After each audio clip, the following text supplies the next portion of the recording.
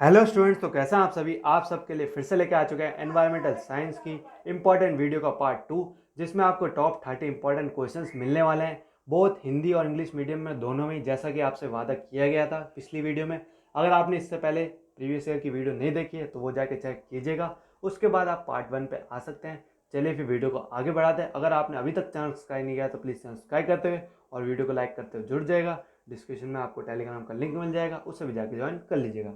चलिए फिर आगे बढ़ते हैं। Most important question environmental science. First question पे आते हैं। The human pollution explosion in causing serve resource depletion and environmental degradation discuss with suitable example. अब हिंदी मीडियम वाले स्टूडेंट्स तो आपके लिए भी है। मानव जनसंख्या विस्फोट गंभीर संसाधनों की कमी और पर्यावरण गिरावट का कारण बन रहा है। उपयुक्त उदाहरणों के साथ चर्चा कीजिए। Why is resettlement and rehabilitation of project affected people a major challenge in India? Illustrate your answer with a case studies. इसी को हिंदी मीडियम में दे रखा है, तो हिंदी मीडियम वाले स्टूडेंट हिंदी मीडियम में देख लीजिएगा। Highlight the main issues and concerns of the environmental movements in India. Bharat में पर्यावरण आंदोलन के मुख्य मुद्दों और सरोकारों पर प्रकाश डालिए। अब देखिए इनको आंसर आपको या तो नोट से पढ़ना पड़ेगा या फिर ऑनलाइन पढ़िए, जिससे पढ़ना है पढ़िए, आंसर तो आपको जुगाड़ करना पड़ेगा। आंसर ही प्रोवाइड करा देंगे तो फिर आप क्या ही मेहनत करेंगे पढ़ने में। जब तक आंसर ढूंढेंगे नहीं, आपकी खुद की प्रैक्टिस नहीं हो पाएगी। Write a short paragraph on human population growth and natural resources. Discuss the major impacts of ozone layer depletion. Ozone परत के क्षरण के प्रमुख प्रभावों को विवेचना कीजिए। Discuss the main features of Chipko movement, तो इसका देख लीजिएगा। इन योर रिव्यू, देखिए इस टाइप के आपको सिचुएशन बेस्ड क्वेश्चन भी दिए जाते हैं जो कि सोल के काफ़ी फेवरेट हैं। How are the environmental and ecological rights related to democracy and development in India explain कीजिए। व्हाट इज एसिड रेन, अम्ल वर्षा क्या है। Which appropriate example discuss the contribution of women in protecting the environment and raising environmental awareness in India. Define carbon footprint, carbon footprint को परिभाषित कीजिए। What is the objective of Swachh Bharat Abhiyan, what are the challenges and how can we make the movement more effective and successful.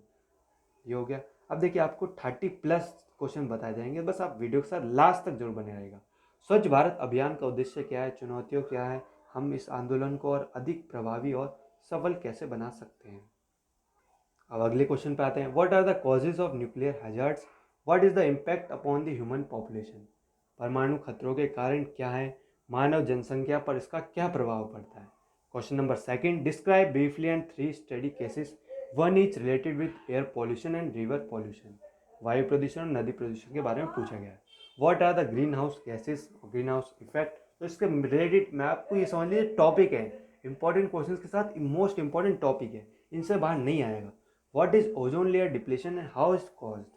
Write a brief account of soil pollution. मृदा प्रदूषण का संक्षिप्त विवरण लिखिए। What is incineration process? ये main है। भस्मीकरण की प्रक्रिया क्या है। Why is it only used for biomedical waste of hazardous waste? Question number 7, what are the 5R। देखिए वहाँ 3R बताया था, यहाँ 5R भी है। 5R principle and its importance in solid waste management. ठोस अपशिष्ट प्रबंधन में 5R सिद्धांत और उसका महत्व क्या है। What is soil pollution, soil pollution के बारे में बताइए। Describe their causes effects and remedies. मृदा प्रदूषण क्या है, उनके कारणों, प्रभावों और उपचारों का वर्णन करें। अगर आपको सिलेबस को लेकर डाउट है तो मैंने आपको प्रीवियस ईयर वीडियो में पूरा सिलेबस समझा रखा है अच्छे से कि आपकी यूनिट 4 है या फिर यूनिट 10 है, आपको कौन सी पढ़नी है जो आपके सिलेबस में आएगी, वो मैंने आपको अच्छे से समझा रखा है। तो आप चैनल पे जाएंगे, वहाँ पे लिखा होगा प्रीवियस ईयर वीडियो, उसी में मैंने आपको सबसे पहले सिलेबस समझा रखा है। व्हाट इज सॉइल पोल्यूशन, मृदा प्रदूषण क्या है। What are the major impacts of acid rain, अम्लीय वर्षा के प्रमुख प्रभाव क्या हैं वो बताइए। Discuss the role of environmental communication and public awareness in environmental protection. पर्यावरण संरक्षण में पर्यावरण संचार और जन जागरूकता की भूमिका की चर्चा कीजिए। Right a note on Narmada बचाओ आंदोलन, नर्मदा बचाओ आंदोलन पर एक टिप्पणी लिखिए। अब देखिए ये आपके क्वेश्चन हैं, बाकी ये मान के चलिए 30+ क्वेश्चन आपको बताए जाएंगे। अभी आपके 20 या 22 क्वेश्चन होंगे। इसके बाद एक पार्ट 2 और लाया जाएगा, तो बस आप चैनल सब्सक्राइब करते हो और वीडियो को लाइक करते जुड़ जाएगा, ताकि जैसे ही कोई अपडेट आए सबसे पहले नोटिफिकेशन आपके पास आए। उसके लिए आपको बेल नोटिफिकेशन को ऑल पे करना होगा। चलिए आगे क्वेश्चन के ऊपर चलते हैं। Discuss the nature of pollutants and suggest the remedial measures. प्रदूषणों की प्रकृति पर चर्चा करें और उपचारात्मक उपायों का सुझाव दें। व्हाट इज मार्बल कैंसर, क्या होता है? मार्बल कैंसर के बारे में बताइए अच्छे से। Analyst the functions of central and state pollution control boards. केंद्रीय और राज्य प्रदूषण नियंत्रणा बोर्डों के कार्यों की सूची बनाइए। How does the ozone layer protects life on earth. Ozone परत पृथ्वी पर जीवन की रक्षा कैसे करती है वो बताइए। और थर्ड क्वेश्चन का हिंदी में क्या था? केंद्रीय और राज्य प्रदूषण नियंत्रण बोर्डों के कार्यों की सूची बनाएं। Question number fifth, describe in details about impacts of noise pollution on human health. मतलब जो ध्वनि प्रदूषण होता है उसका हमारे ह्यूमन हेल्थ मतलब हमारी हेल्थ पे क्या प्रभाव पड़ता है वो बताइए अच्छे से। मानव स्वास्थ्य पर ध्वनि प्रदूषण के प्रभावों का विस्तार से वर्णन करें। अब ये क्वेश्चन है, अगर आपके पेपर में आता है तो आपको ये मान के चलिए काफ़ी 4 to 5 पेजेस का तो लिखना ही पड़ेगा, जितना हो सके इसके बारे में बनाइए। तो इन सब टॉपिक्स को अच्छे से पढ़िएगा। ये मत ऐसे मत पढ़िए कि हाँ ऊपर ऊपर से पढ़ लिया कि हाँ ये मुझे पता है नॉइज़ पॉल्यूशन क्या होता है, ध्वनि बस इतना पता है। इसके कॉजेज़, इसके इफेक्ट, इसके फ़ायदे, इसके नुकसान, ये कैसे बनता है, क्या क्या इसके कॉजेज़ हैं, वो सब चीज़ें पढ़िए ताकि अगर क्वेश्चन दिख जाए तो ऐसा ना लगे कि हाँ आपको कुछ समझ नहीं आ रहा, लिखूँ क्या। डायग्राम्स बनाइए, नॉइज़ पॉल्यूशन कैसे होता है, कैसे कराया जाता है। Discuss the factors that cause acid rain. देखिए एसिड रेन का बार बार इंपॉर्टेंट आ रहा है तो ये आपके लिए इंपॉर्टेंट है। अम्लीय वर्षा का कारण बनने वाले कारकों को विवेचना कीजिए। Give example of the effect of climate change on humans. मानव पर जलवायु परिवर्तन के प्रभावों के उदाहरण दीजिए।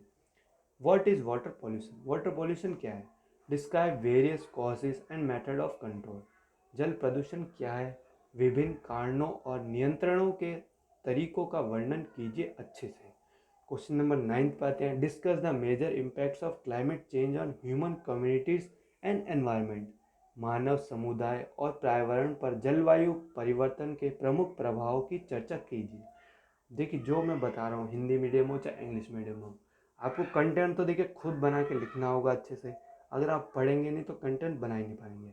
अगर आपके पास नोट्स नहीं है, इंपॉर्टेंट क्वेश्चंस नहीं है, 10 ईयर नहीं है, तो बस मैसेज कीजिए। डिस्क्रिप्शन में आपको एक नंबर मिलेगा, उस पर व्हाट्सएप पे मैसेज कीजिए, sir EVS notes Hindi medium में चाहिए या इंग्लिश मीडियम में चाहिए, तो उस हिसाब से आपको प्रोवाइड करा दिए जाएंगे, उसकी टेंशन मत लीजिएगा। मानव समुदाय और पर्यावरण पर जलवायु परिवर्तन के प्रमुख प्रभाव की चर्चा कीजिए। क्वेश्चन नंबर 10 पे आते हैं। Outline the difference sources of water pollution. Different sources क्या है वाटर पॉल्यूशन के? जल प्रदूषण के विभिन्न स्रोतों की रूपरेखा तैयार कीजिए। Discuss the natural and anthropogenic factors that cause climate change. जलवायु परिवर्तन का कारण बनने वाले प्राकृतिक और मानव जनित कारकों की चर्चा कीजिए।